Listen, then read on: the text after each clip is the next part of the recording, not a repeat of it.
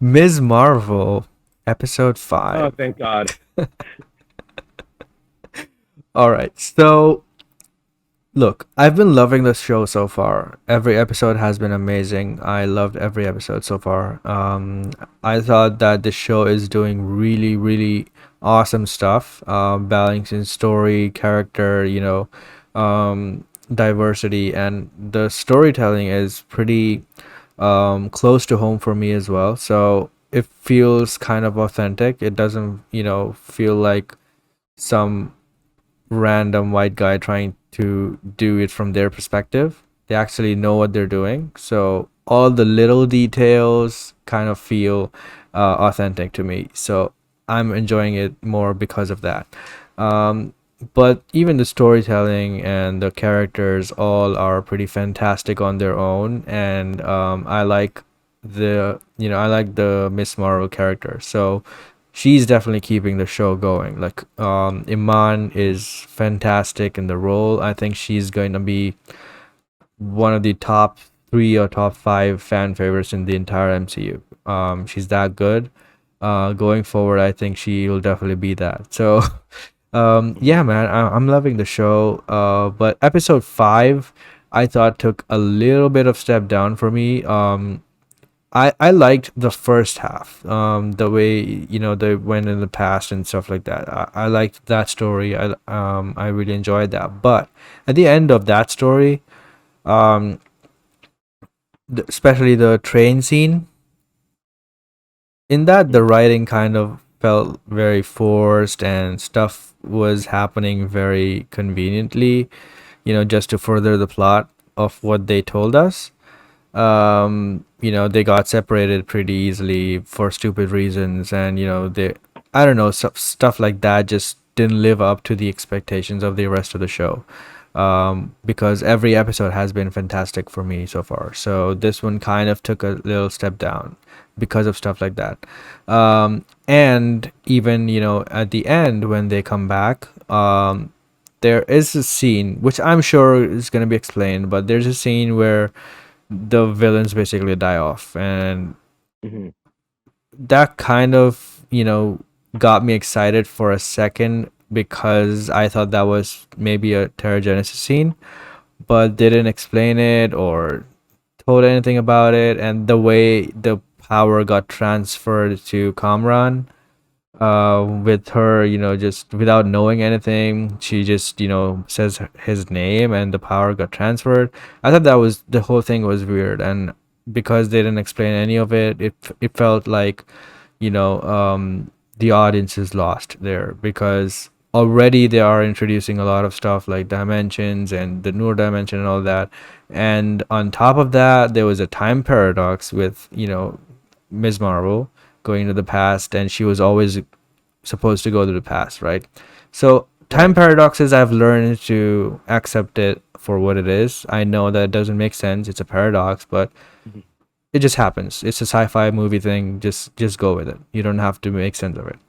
But the thing with the Terragenesis scene, which is probably not that, because they haven't confirmed it yet, um, is that it didn't make sense with the stuff they explained so far. So maybe they will explain it in the next episode, and I hope they do. And maybe they will, introduce Inhumans in the next episode itself. And I don't know, but I would really like it if they did that because I like the concept of Inhumans, especially right from Agents of Shield. The Terrigenesis in that also was similar to how it happened here. Mhm. If it happened, we're not so sure, but because the way these two people from the clandestines, they got exposed to this and just immediately died off, turned it into a rock and immediately died off, but Kamran didn't. So it makes Mhm. me think that some have that capability and some don't. So because of that, I think it's Genesis. But again, it's not confirmed. I hope it is, and I hope it's explained in the next episode itself.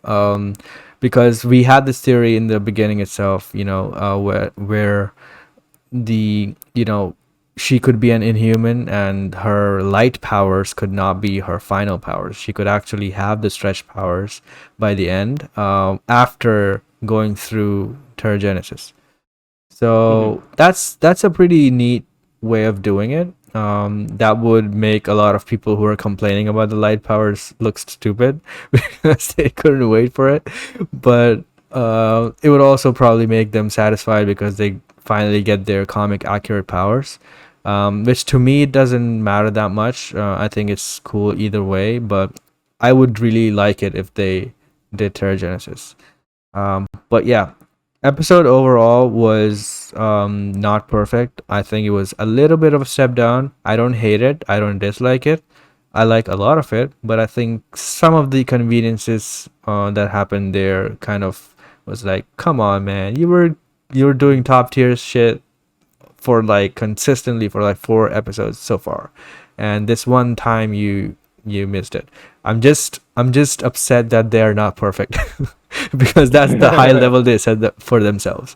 But Hmm. yeah, apart from that, I liked it, and I'm really excited for the final one, especially because Adil and Bilal are doing it again. So I know it's going to be amazing. So yeah, what do you think of it? Yeah, I mean, we talked, I said earlier just kind of like how Love and Thunder felt like nobody just cared. They were on autopilot. With Miss Marvel, it does feel like people are really kind of like giving it so much love to it. You know what I mean? Like it Yeah, really feels like it's such a labor of love. yeah, And that's what you want in your shows, and especially with something that is as important as Miss Marvel. They've done such a fantastic job.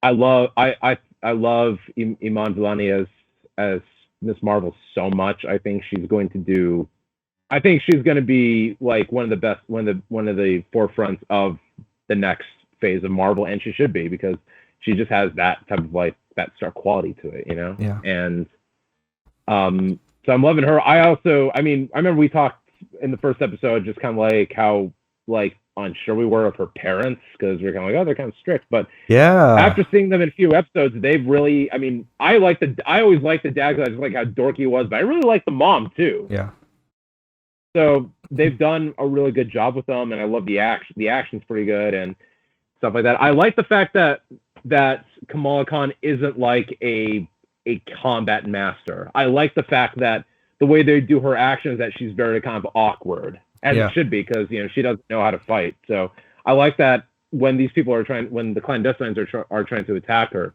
she's very awkward with how to defend herself. Yeah. So I am cool. I love that she is a fan of these, superheroes like Captain Marvel and Black Widow. So she tries to emulate them in fighting, does the poses, the jumps, flips and all that. I love but also keeps falling or, um doing some mistakes. Like I also loved the fact that her fight with the red, whatever, the red dagger, the Right dude, there, the first time they meet, she throws the dagger back at him and it just doesn't go exactly how it's supposed to be, because of course it yeah. wouldn't. Like, how would she know how to throw a dagger? Exactly. Yeah, so I like that part. I agree with you. Exactly. So I like kind of details like that. I do agree this episode was probably the weakest. I mean, I like going into the backstory of kind of like the little like her little magical bracelet and saying kind of like the history behind everything like that. But it does. I do agree with you. Once we get back into the present, it does. Some of the writing does feel a little bit wonky. Like it feels like as though that they're trying to get everybody in their starting positions for the finale. Yeah, maybe this wouldn't have been a problem if they had 8 episodes. um I agree. Yeah. Some of the stuff were felt pretty rushed in terms of explaining stuff that was happening in this episode. So yeah, it wasn't perfect, but it wasn't bad either.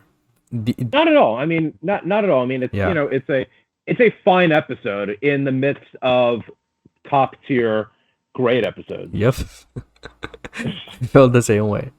But yeah, I'm genuinely very excited for the finale. I hope they don't Moon Knight it or WandaVision it again. I really Please hope. don't. I really hope they stick the landing because the show has set a high bar for itself. So yeah.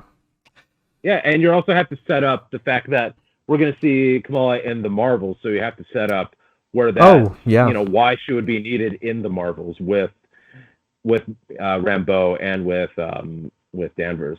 yeah. Do you think Captain Marvel will show up in a post credit scene or something? Oh yeah, she will. Either her or Rambeau. But I think the best way to, especially since the status is unknown, if Kamala is going to have a second season, then I think if you're going to just have this be a miniseries, then you have to end it with Captain Marvel. You just have to. Yeah, I would think that if they wanted to film it easily or something like that, they would probably do it on a video call, like how Captain Mm-hmm. Marvel usually communicates with these people. I Just come on a mean, video call. Yeah, She did in Shang-Chi after all, so I would agree with you on that. exactly. And there's also a story, connectivity there because in Shang-Chi she was looking at something that they didn't understand, an old power or some sorts, and the 10 rings are involved in that. So even in Miss Marvel there was that. So there could be a connection. It might be the bracelet or something related to the Kree or something like that. Um, but yeah, I'm so excited to see the Kree stuff with the Terrigenesis stuff in this because I Mm. loved that stuff from Agents of Shield, and as a fan of that show, I'm liking that they are getting introduced here as well.